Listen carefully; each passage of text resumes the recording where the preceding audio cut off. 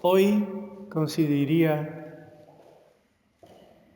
uno de esos días que el refrán popular nos recuerda. Hay 3 jueves en el año que relucen como el sol: Jueves Santo, Corpus Christi y el día de la Ascensión. Pues hoy hace exactamente 40 días que nosotros celebramos la resurrección de Jesucristo, en la vigilia pascual y luego el día de la resurrección. Digo esto porque es curioso y quizás, pues más que curioso, yo diría que paradójico, que con el tiempo nos hemos quedado sin jueves, porque resulta que el día de la Ascensión, por los problemas de que no se puede celebrar pues de modo adecuado, porque la gente tiene que trabajar, pues el día de la Ascensión lo hemos pasado el domingo, y el día del Corpus Christi también. Así que ahora habrá que decir que hay un jueves en el año y 2 domingos que relucen como el sol. O sea, habrá que ir cambiando el... De todas maneras, el hecho de la ascensión del Señor, que está dentro de los misterios pascuales que hablábamos ayer, pasión, muerte y resurrección. Pero la resurrección no se entiende sino como paso previo a que el Señor marca el camino que todos los que intentamos seguirle recorreremos, que es después de la muerte viene la resurrección y después de la resurrección viene la ascensión al cielo. Y Él desde el cielo nos envía el Espíritu Santo para que vaya dentro de nosotros, cambiándonos y haciendo de nosotros otros Cristos, el mismo Cristo. Lo explica así nuestro Padre en el misterio de la ascensión del Señor, en el segundo misterio glorioso del Santísimo Rosario. Adoctrina ahora el Maestro a sus discípulos. Les ha abierto la inteligencia para que entiendan las Escrituras y les toma por testigo de su vida y de sus milagros, de su pasión y muerte y de la gloria de su resurrección. Después los lleva camino de Betania, levanta las manos y los bendice. Y mientras se va separando de ellos y se eleva al cielo hasta que le ocultó una nube. Se fue Jesús con el Padre. 2 ángeles de blancas vestiduras se aproximan a nosotros y nos dicen: varones de Galilea, ¿qué hacéis mirando al cielo? Pedro y los demás vuelven a Jerusalén con gaudio magno, con gran alegría. Es justo que la santa humanidad de Cristo reciba el homenaje y la aclamación y la adoración de todas las jerarquías de los ángeles, de todas las legiones de los bienaventurados de la gloria. Pero tú y yo sentimos la orfandad. Estamos tristes y vamos a consolarnos con María. Jesús se ha ido, pero Jesús se va y Jesús se queda. Y se queda quizás de un modo físico en la Eucaristía, con su cuerpo, con su sangre, con su alma y con su divinidad. Pero queda también de otro modo. Queda presente Jesucristo en la Iglesia, del cual el Espíritu Santo es el alma de la Iglesia. Y queda también Jesucristo representado, pues, en su vicario, el vicario que es la cabeza visible de la Iglesia, que representa a Jesucristo, al cual, pues, hemos aprendido en la Iglesia a respetar, a amar, a obedecer y a seguir como buenas ovejas de tan buen pastor. Sea quien sea. No sé si os ha pasado a vosotras, pero por lo menos a mí que me ha pasado. Después de la elección del Papa Francisco, mucha gente, quizás con un poquito de retranca, te preguntaban con una sonrisa curiosa: ¿y a usted qué le parece el Papa? Como si yo fuese a decidir si el Papa lo hacía bien o mal. ¿Quién soy yo? ¿Y yo qué respondía? Pues como yo sabía la retranca que llevaban y qué es lo que querían oír, pues yo les respondía, me parece fenomenal. Una vez más, el Espíritu Santo nos ha demostrado que Él es el que dirige a la Iglesia y nos ha dado el Papa que necesitábamos. Por otro lado, y esto ya es simplemente a modo de coletilla, también me parece que en toda justicia una institución de la Iglesia, como son los jesuitas, después de que durante tantos siglos han provisto a la Iglesia de tantos santos y de tantas almas que han entregado su vida a Dios, llevando el Evangelio a tantos sitios, hombre, ya estaba bien que tuvieran un papa. ¿Cómo no? De hecho, fijaos que en la Iglesia, por lo menos en círculos clericales, se hablaba del propósito de la cabeza de los jesuitas como el Papa Negro, en el sentido de que se decía, bueno, pues hay un Papa blanco y hay un Papa negro, no por problemas de colores, sino simplemente para que quedara también claro que ellos han marcado en la Iglesia un surco muy profundo. Nuestro padre hablaba de San Ignacio. Y esto me parece que es absolutamente justo y necesario. Y luego además es que nosotros no nos fijamos que si esa persona es así o asado. ¿Por qué? Porque un papa es gordito, como Juan XXIII, y otro es delgado y enjuto, como Pablo VI, y un papa pues es alegre y sonríe, como Juan Pablo I, y otro papa pues es casi un actor de cine, porque se movió para acá y para allá y hizo tanto apostolado y llegó a tantísima gente, como Juan Pablo II, y otro papa pues es más frágil, pero más inteligente y más sabio, como Benedicto XVI, y otro pues es más pastoral,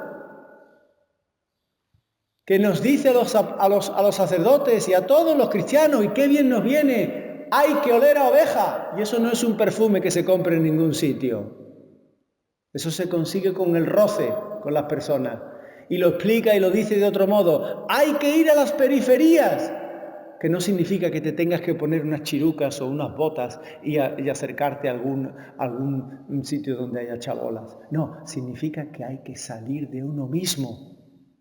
Y como es un buen pastor, pues habla a las ovejas. Y las ovejas le entienden y las ovejas le siguen. Y a las ovejas le gusta tener un pastor que vaya delante de ellas. Fijaos lo que pasó el otro día para que veáis qué maravilla de pastor.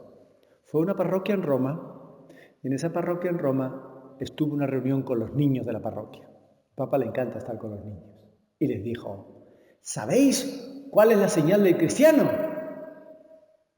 Y todos miraron así con cara de, ¿y esto qué es? Insistió por otro lado y volvió a decir, ¿sabéis cuál es la señal de la cruz? Y todos los niños miraron al Papa y dijeron con la cabeza, no. El Papa, con cariño, no fue intentando pues echarle en cara nada o con una mirada de acusación, pero miró hacia el párroco como diciendo, ¿esto qué es? ¿Cómo tenemos la catequesis? Bajo el párroco un poco pues abrumado y avergonzado miró a los catequistas y los catequistas como diciendo, es que esto no estaba en el libro. Bueno, pues el Papa, que es un pastor, lo arregló. Y como conoce el paño, dijo, vamos a ver, ya que no sabéis cuál es la señal de la cruz, a ver de vosotros, ¿quién sabe quién es Messi? Y todos los niños levantaron la mano, yo sé quién es Messi. Y preguntó al Papa a continuación, ¿y qué hace Messi cuando entra en el campo de juego? Y todos hicieron la señal de la cruz y dijo el Papa, eso es la señal de la cruz. Eso es ser un pastor.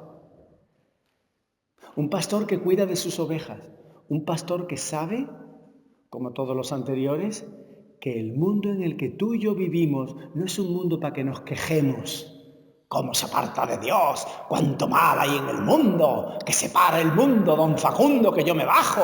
¡Esto no puede continuar así! ¡Esto está todo podrido! La próxima vez que hables así, recuerda que está hablando el diablo a través tuya, porque eso lo único que hace es desesperanzarte a ti y a todos los que tienes a tu alrededor.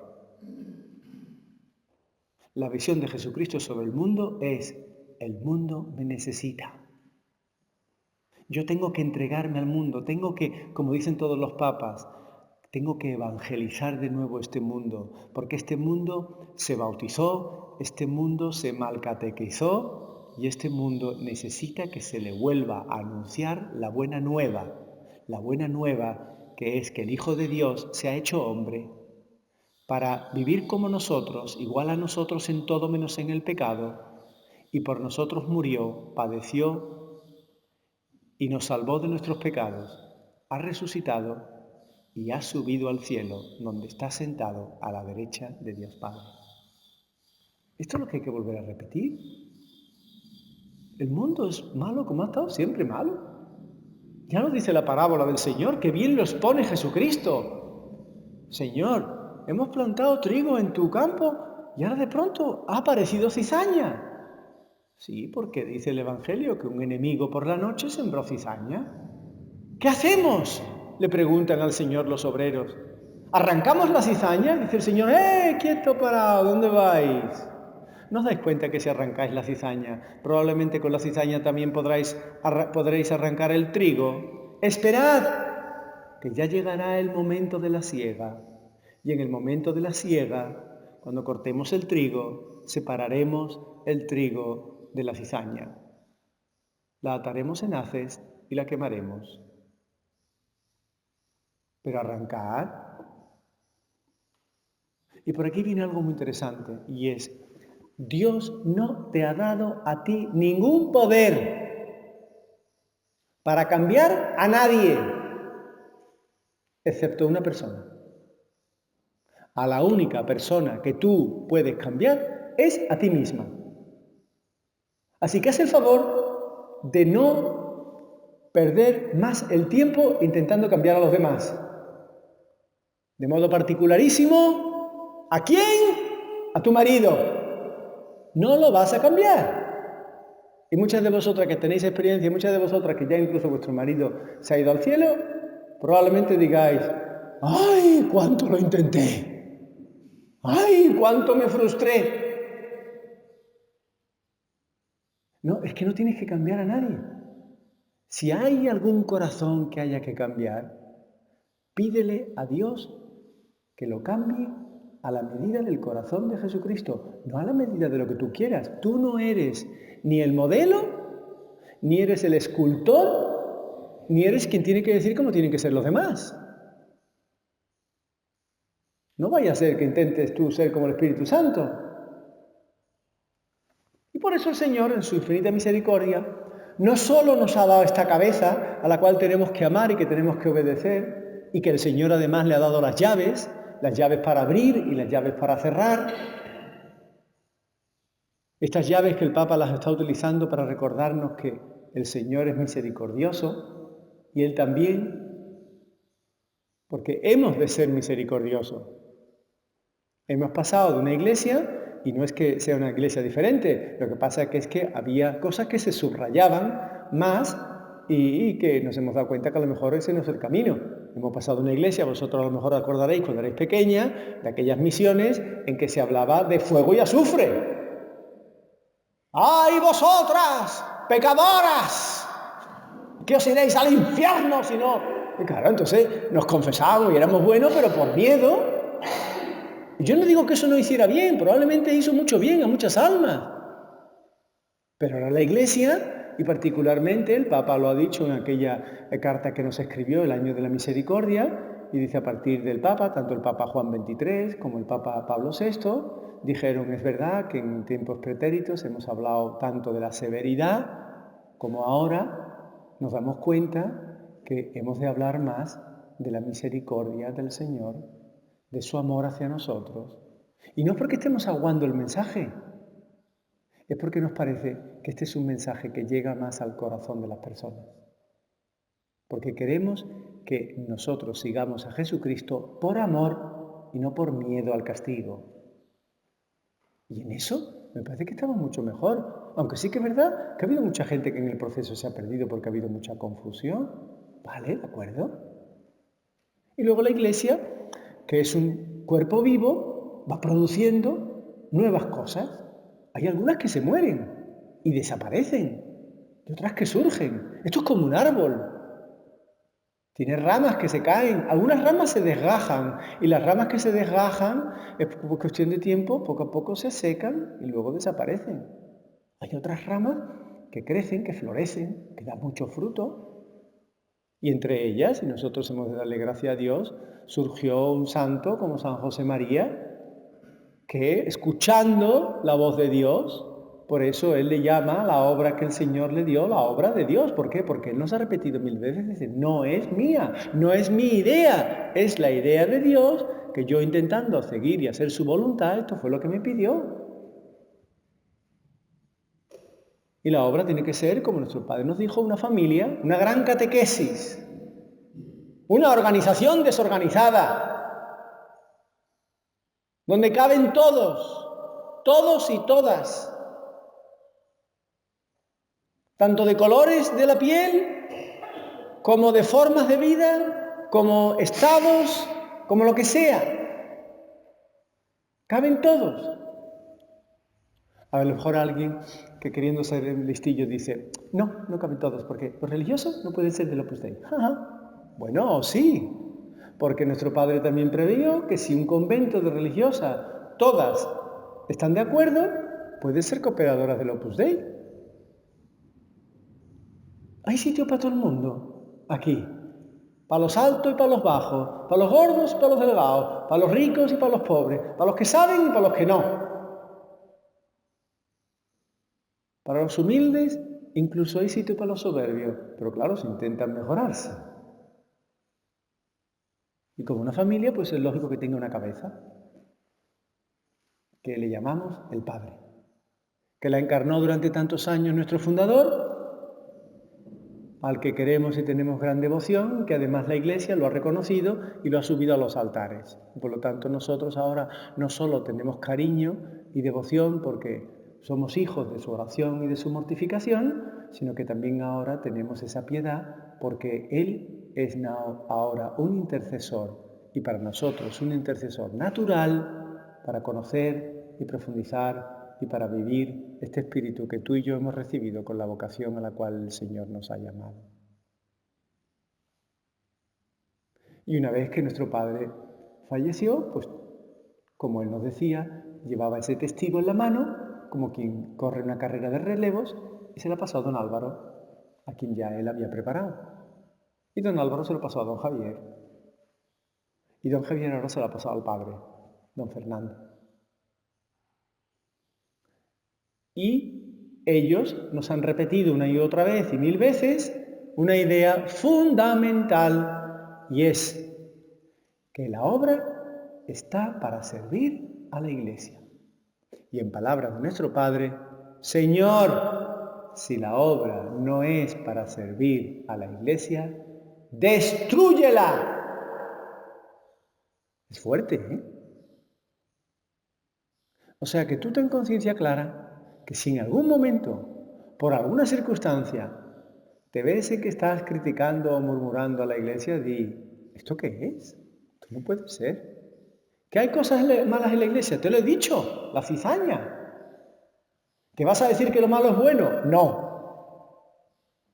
¿Pero que te vas a elegir tú en juez y vas a determinar qué es lo que está bien y qué es lo que está mal? Tampoco. Cuídate muy mucho de juzgar a nadie. Insisto, quien juzga es el Señor. Y del modo que juzguemos, seremos juzgados. Y eso hay que tenerlo también en cuenta. En nuestros juicios hemos de ser misericordiosos, aunque a veces las personas confundan la misericordia con la estupidez. No es que tú eres tonto. ¡Véngate! Eso es lo que hace el mundo. Pues no me pienso vengar. Y además no solo eso, sino que los padres, tanto don Javier como ahora el padre, incluso también don Álvaro, nos han repetido esa frase tan bonita y esa idea que es tan impresionante. La obra está en nuestras manos. Hermana mía, depende de ti. Aquí no va a venir el prelado a hacer el Opus Dei. Eres tú en la ciudad en la que estés.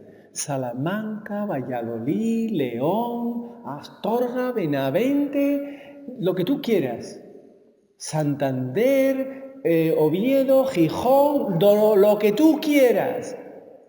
Y por eso tienes que pensar, y es una idea que yo a veces me planteo, y tú tienes que preguntarte, ¿qué pasaría si de pronto en la ciudad en la que tú vives, todas las personas que son fieles del Opus Dei se murieran? Todos. Los curas, las numerarias, todos. ¿Tú qué harías? ¿Como los discípulos de Maús? Esto se ha acabado. Vámonos para el pueblo. ¿O dirías, la obra está en mis manos? No solo ahora está en mis manos, sino que es que no está en ninguna otra mano porque todas las demás manos se han ido. ¿Qué voy a hacer ahora? ¿Cómo voy a empezar? ¿Qué hizo nuestro Padre? ¿O es que la obra depende de las numerarias y de los sacerdotes? ¿O de las actividades? Como no hay actividades y como no hay retiro, pues ya no hago retiros. ¿Quién ha dicho eso? 200 años estuvieron los japoneses, los católicos japoneses, sin un solo sacerdote, sin un solo misionero. Y aquella comunidad cristiana creció, y creció, y creció. ¿Por qué? Porque rezaban, porque estaban unidos, porque bautizaban, y todo lo que podían hacer lo hicieron. ¿Y qué fue, dicen ellos, lo que los mantuvo unidos? El rezo del Santo Rosario. ¡Qué bonito! Pues lo mismo, aquí tenemos nosotros un espíritu que hay que vivir y que tiene que perdurar. Y es un espíritu que está vivo. Y eso significa, cuando las cosas están vivas, que unas cosas mueren y otras resucitan. Por ejemplo, y lo digo porque esto es así, nuestro padre lo decidió y le pareció que era lo adecuado y en aquel momento pues lo era, y pues las numerarias pues no utilizaban pantalones. Así de claro. Hasta que hubo un día en que por las circunstancias o por lo que sea, don Álvaro decidió, yo recuerdo perfectamente, iba en un coche, íbamos a hacer la ceremonia de la Semana Santa, los servicios, los oficios de Semana Santa, y entonces el que venía, que era uno de la comisión, estaba yo viviendo en Kenia, dijo, a propósito, ¿sabéis que el padre pues ha dicho esto, tal, no sé qué? Pues muy bien, ¿pasa nada? ¡Ah! ¡Dios mío! ¡Hemos cambiado el espíritu! No, hombre, no, tranquila. Y luego saber que hay cosas que no hay que hacer, pero a veces las hacemos. Voy a poner un ejemplo, simplemente un ejemplo como otro cualquiera, y que tampoco se trata de esto de ponerse las manos en la cabeza, pero como lo de los pantalones. A veces, en algunas iglesias, en las que los sacerdotes de la obra van a confesar, también en esas iglesias hay otros sacerdotes que confiesan. Y a veces, pues los supernumerarias, o los supernumerarios, pues no conscientes a lo mejor y que tampoco sabiendo quién es quién, pues han ido a confesar y han dicho ¡Pax! Y no hay respuesta del otro lado. Alguien me dijo con gracia que dijo, sí, yo el otro día fui, no me equivoqué, fui allí, y cuando dije lo de Pax me dijo el cura, no, los de Pax son en aquella otra esquina.